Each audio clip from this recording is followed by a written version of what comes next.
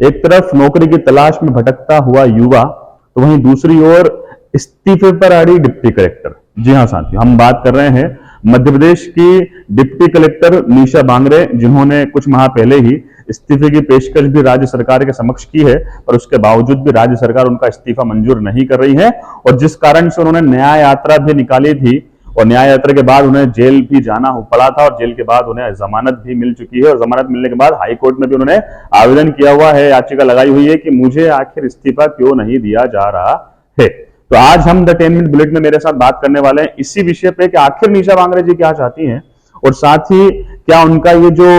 उद्देश्य है इसको लेके इस्तीफे के बाद का क्या उनका उद्देश्य है और कितना वो सही है, इस पर हम बात करेंगे। मेरे साथ मैं हूं करियर पॉइंट शिक्षालॉजी पर पवन सक्सेना। हम बात कर रहे हैं पूर्व डिप्टी कलेक्टर निशा बांगरे की, जो कि छतरपुर की डिप्टी कलेक्टर थी, और वहां पद पर रहते हुए उन्होंने 22 जून 2023 को इस्तीफा सरकार को दिया था, मगर उनका इस्तीफा अभी तक मंजूर नहीं किया गया है, और इसी की लड़ाई निशा बांगरे लड़ रही है। मूलतः बालाघाट जिले की रहने वाली निशा बांगरे, जिनके पिता रविंद्र बांगरे एजुकेशन डिपार्टमेंट में असिस्टेंट डायरेक्टर हैं। निशा बांगरे की अगर बात करें तो इंजीनियरिंग की पढ़ाई करने के बाद एमबीए किया, और उसके बाद इन्होंने एक मल्टीनेशनल कंपनी में काम भी किया। मल्टीनेशनल कंपनी में जॉब करने के बाद 2016 में इन्होंने एमपीपीएससी के थ्रू एक एग्जाम दिया सिविल सर्विसेज का, और उस एग्जाम के थ्रू ये डीएसपी के पद पर चुनी गई। 2017 में चूंकि इनको एसडीएम के पद पर चुनना था, अपने आप को देखना था, तो इन्होंने 2017 में पुनः वापस से एमपीपीएससी का एग्जाम दिया, और 2017 में ये उस सूची के तहत एमपीपीएससी के तहत ये जो है डिप्टी कलेक्टर बनी, और अभी बैतूल और छिंदवाड़ा इन जिलों में अपनी सेवाएं दे चुकी हैं। साथियों, निशा बांगरे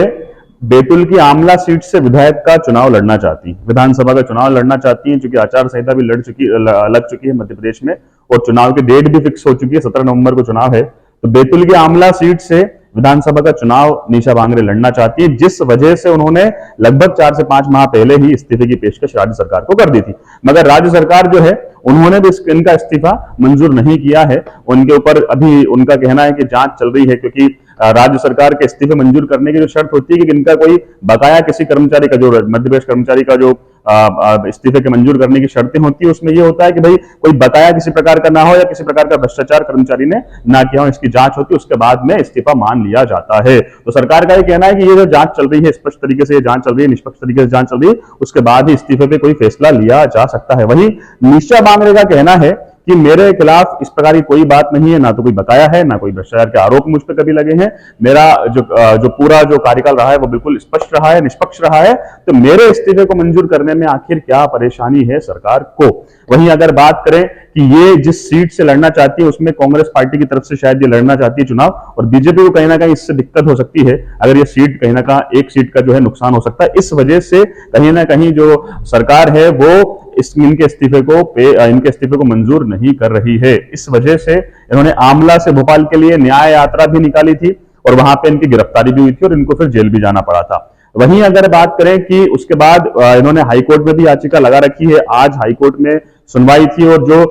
हाईकोर्ट जो है माननीय, उन्होंने आदेश भी दिया है कि 1 हफ्ते के अंदर इनके इस्तीफे पर फैसला जो है मुख्य सचिव को लेना है, क्योंकि अब चूंकि सरकार अब आचार संहिता लगने से जो है सरकार जो है वो अब प्रभावी नहीं है। मुख्य सचिव जो है अथॉरिटी जो है, जो अधिकारी होता है, प्रशासन जो होता है, उसको सारे अधिकार होते हैं। मुख्य सचिव जो है उनको अब इनके इस्तीफे पर फैसला लेना है। इनके जो वकील हैं विवेक तनखा, उन्होंने कहा है कि अगर मान लीजिए मुख्य सचिव जो है वो इनके इस्तीफे पे सोमवार तक फैसला नहीं लेते हैं, तो ऐसी स्थिति में हम निर्वाचन आयोग से शिकायत करेंगे, क्योंकि उनके पास अभी इस्तीफे को मंजूर करने के सारे अधिकार मुख्य सचिव साहब के पास हैं। तो ये तो है इनकी कहानी। मगर यहां अगर हम बात करें कि निशा बांगरे बैतूल की आमला सीट से लड़ना चाहती है विधानसभा का चुनाव, अब देखना यह है कि आगे क्या होता है, क्या वाकई में ये चुनाव लड़ पाती है या चुनाव नहीं लड़ पाती है विधानसभा का। और सबसे महत्वपूर्ण चीज कि अगर मान लीजिए ये विधानसभा का चुनाव लड़ती है या हार जाती है, और उसके बाद